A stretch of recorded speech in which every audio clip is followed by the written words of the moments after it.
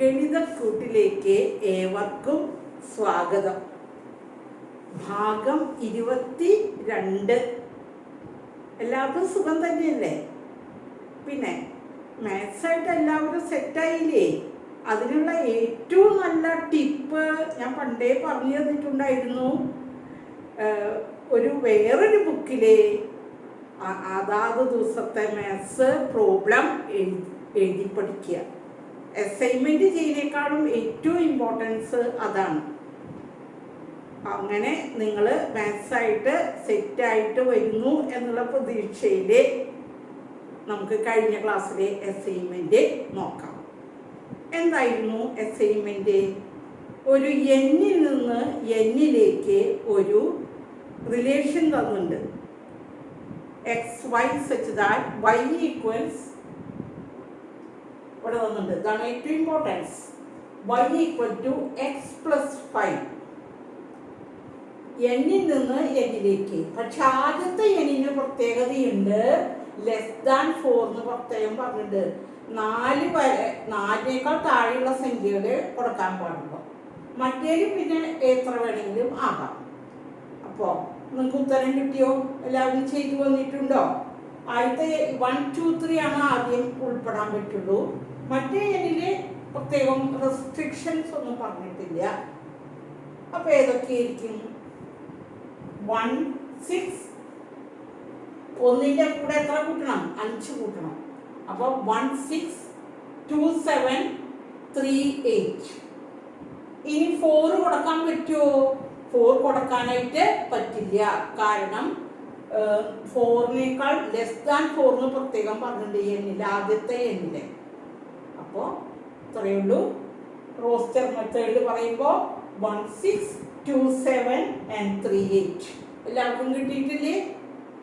ഇനി അതിൻ്റെ ഡൊമെയിനും റേഞ്ചും കാണാൻ പറഞ്ഞിട്ടുണ്ട്. എന്തായിരിക്കും ഡൊമെയിൻ? ഇവിടെ എഴുതിയിട്ടുണ്ട് ടീച്ചർ. 1, 2, 3 സെറ്റ് 1, 2, 3.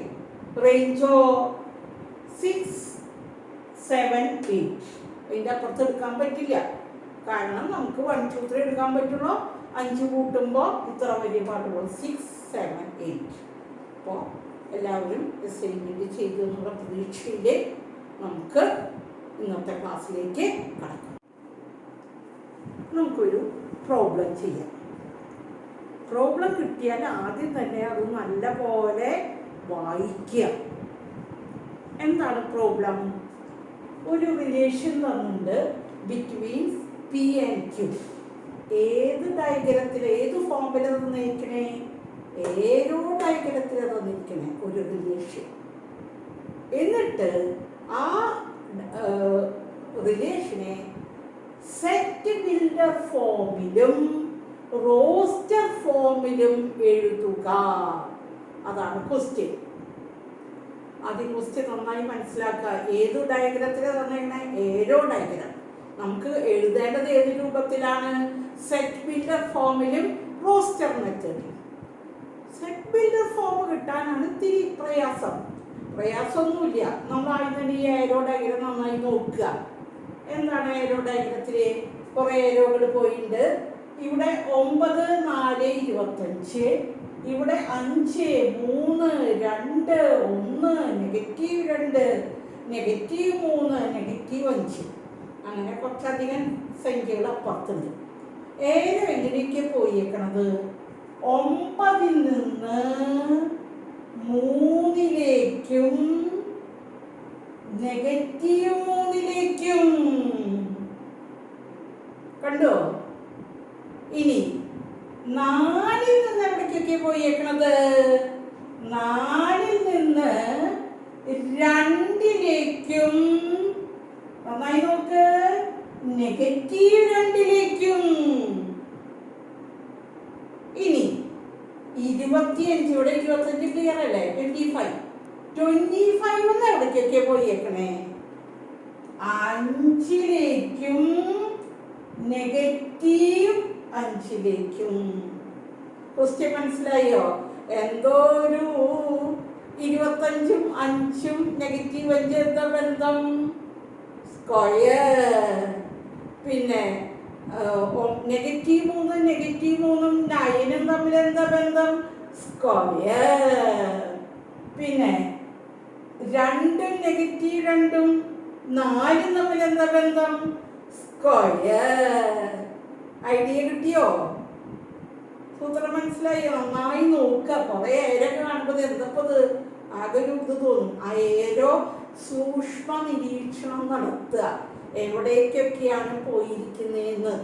അപ്പോ നമ്മൾ കണ്ടു 9 -3ലേക്കും വെറും 3ലേക്കും പോസിറ്റീവ് 3ലേക്കും, 4 2ലേക്കും നെഗറ്റീവ് 2ലേക്കും, 25 5ലോട്ടും നെഗറ്റീവ് 5ലോട്ടും.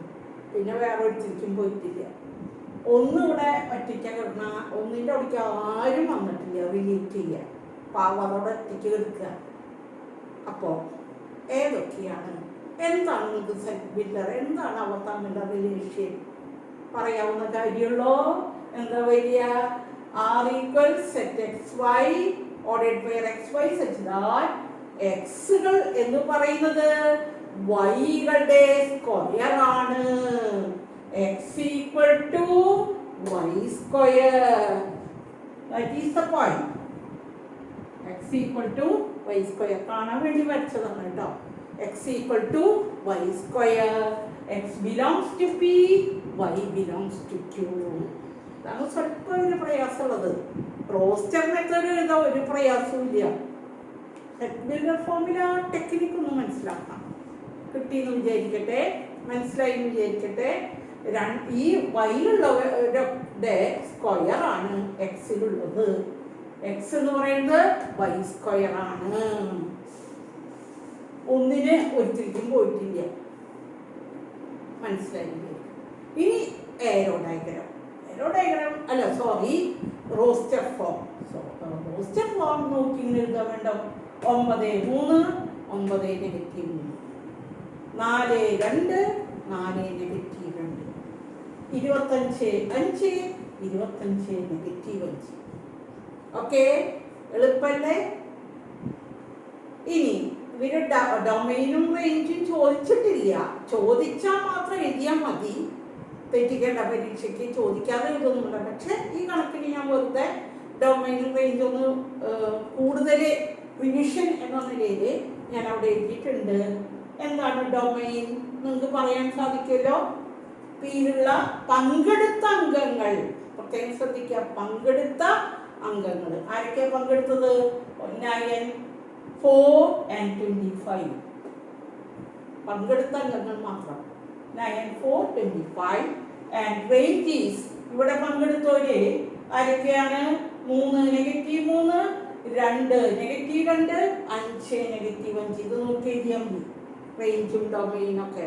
ഡൊമൈൻ 9, പിന്നെ അത് ആവർത്തനാണ്, ഒരു പ്രാവശ്യം എഴുതിയാൽ മതി. 9 4 25. and range is 3 -3 2 -2 5 -5. റേഞ്ച് ഞാൻ ഇവിടെ എഴുതിയിട്ടുണ്ട് കേട്ടോ. റേഞ്ച് ഈക്വൽസ് ഏതൊക്കെ റേഞ്ചിൽ പെടുക? ഈ ഭാഗത്തുള്ളവര് 3 -3 2 -2 5 -5. ഒരു പ്രോബ്ലം കൂടി ചെയ്യാം. എന്താണ് പ്രോബ്ലം? പ്രോബ്ലം കിട്ടിയാൽ ഉടനെ അത് നല്ല പോലെ വായിക്കുക. അതാണ് എപ്പോഴും ശ്രദ്ധിക്കേണ്ട കാര്യം. അത് എന്താണ് പ്രോബ്ലം പറയുന്നത്? A equals set 1 2 3 4 6 5 ഇല്ല. Are we a relation on A such that AB, ഇവിടെ ശ്രദ്ധിക്കുക, AB belongs to A. ഇനി കണ്ടീഷൻ പറയുന്നത് ഇത് ഏത് രൂപത്തിലാണ് തന്നിരിക്കുന്നത്? സെറ്റ് ബിൽഡർ ഫോമിൽ അല്ലേ? സെറ്റ് ബിൽഡർ ഫോമിൽ തന്നിട്ടുണ്ട്. അതിനെ ഏത് രീതിയിലാക്കുക എന്നാണ് ക്വസ്റ്റ്യൻ. റോസ്റ്റർ മെത്തേഡിലാക്കുക എന്നതാണ് ചോദ്യം. സെറ്റ് ബിൽഡർ ഫോം തന്നിട്ടുണ്ട്. ഇങ്ങനെ കണ്ട ഉടനെ അറിയാം സെറ്റ് ബിൽഡർ ഫോം ആണെന്ന്. R equals AB, ordered pair AB. AB belongs to A. ഇതിലെ ഏറ്റവും കാതലായിട്ടുള്ള ഭാഗം റിലേഷൻഷിപ്പ് പറയുന്നത് B is exactly divisible by A. ഇതാണ് അതിൻ്റെ റിലേഷൻ, കാതലായിട്ടുള്ള ഭാഗം. അപ്പോൾ സെറ്റ് ബിൽഡർ ഫോമിൽ തന്നിരിക്കുന്നു. എന്ത് രൂപത്തിൽ എഴുതുക എന്നാണ് ക്വസ്റ്റ്യൻ? റോസ്റ്റർ രൂപത്തിൽ എഴുതുക. റോസ്റ്റർ ഫോം ആണ് ക്വസ്റ്റ്യൻ. അത്രയും സെറ്റ് ബിൽഡർ ഫോമിൽ തന്നിട്ടുണ്ട്. അപ്പോൾ സെറ്റ് ബിൽഡർ ഫോമിൽ ആ റിലേഷൻ ഒന്ന് വായിച്ചേ. B is exactly divisible by A എന്ന് പറഞ്ഞാൽ എന്താർത്ഥം? രണ്ടാമത്തെ എലിമെന്റ് ബി, അതാണ് രണ്ടാമത്തെ എലിമെന്റ്. ബി എ കൊണ്ട് നിശേഷം ഹരിക്കാൻ പറ്റുന്നവ. നിശേഷം ഹരിക്കുക, ശിഷ്ടമില്ലാതെ ഹരിക്കാൻ പറ്റും. ആരെന്നെ? ബി എ കൊണ്ട് നിശേഷം ഹരിക്കാം. അതാണ് B is exactly divisible by A എന്നതിൻ്റെ അർത്ഥം. ബി എ കൊണ്ട് നിശേഷം ഹരിക്കാം.